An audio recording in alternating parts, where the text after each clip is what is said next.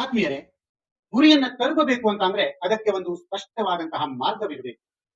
ಆ ಮಾರ್ಗವನ್ನ ಪತ್ತೆ ಹಚ್ಚುವಂತದ್ದಿರ್ಬೋದು, ಆ ಮಾರ್ಗದ ಬಗ್ಗೆ ಸ್ಪಷ್ಟತೆ ಇರಬಹುದು. ಅದನ್ನ ಸರಿಯಾಗಿ ತಿಳಿದುಕೊಂಡರೆ ಮಾತ್ರ ಅಂದುಕೊಂಡ ಗುರಿಯನ್ನ ತಲುಪಲು ಸಾಧ್ಯ.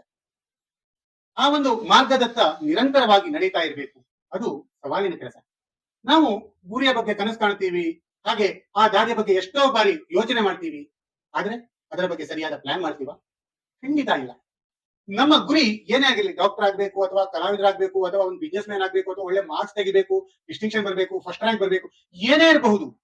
ಅದಕ್ಕೆ ಒಂದು ನಿಖರವಾದಂತಹ ಮಾರ್ಗ ಎನ್ನುವಂತಹದ್ದು ಬೇಕು. ಆವಾಗ ಮಾತ್ರ ನಾವು ಅಂದುಕೊಂಡ ಗುರಿಯನ್ನ ತಲುಪಲು ಸಾಧ್ಯ.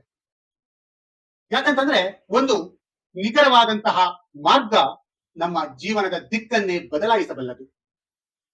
ಮಾರ್ಗದ ಮಧ್ಯದಲ್ಲಿ ತಪ್ಪುಗಳಾಗಬಹುದು, ತಡೆಗಳು ಬರ್ಬೋದು, ಕಷ್ಟಗಳು, ಸಂಕಷ್ಟ, ಸವಾಲುಗಳು ಅದೇನೇ ಬಂದ್ರು ಅದೆಲ್ಲ ಬರೋದು ಖಂಡಿತ. ಆದ್ರೆ ಅದು ಏನೇ ಬಂದ್ರು ನಮ್ಮ ಮಾರ್ಗ ಸ್ಪಷ್ಟವಾಗಿದ್ರೆ, ನಾವು ಯಾವ ದಿಕ್ಕಿಗೆ ಹೋಗ್ಬೇಕು ಅನ್ನುವಂಥದ್ದು ಗೊತ್ತಿದ್ರೆ, ನಮಗೆ ಯಾವುದೇ ತೊಂದರೆಗಳು, ತೊಡಕುಗಳು ಬಂದ್ರೂ ಕೂಡ ಅದು ನಮ್ಮನ್ನ ದಾರಿ ತಪ್ಪಿಸುವುದಕ್ಕೆ ಸಾಧ್ಯ ಇಲ್ಲ. ಹಾಗಾಗಿ ನಮ್ಮ ಒಂದು ಗುರಿಯ ಬಗ್ಗೆ ಬೇರೆಯವರನ್ನ ಕೇಳಿ ತಿಳಿದುಕೊಂಡು ಇರುವುದಕ್ಕಿಂತ ಮೊದಲು ನಮ್ಮ ಮನದೊಳಗಿನ ಧ್ವನಿಯನ್ನ ಕೇಳಿ, ಆಗ ಅದು ನಿಖರವಾದಂತಹ ದಾರಿಯನ್ನ ತೋರಿಸುತ್ತದೆ.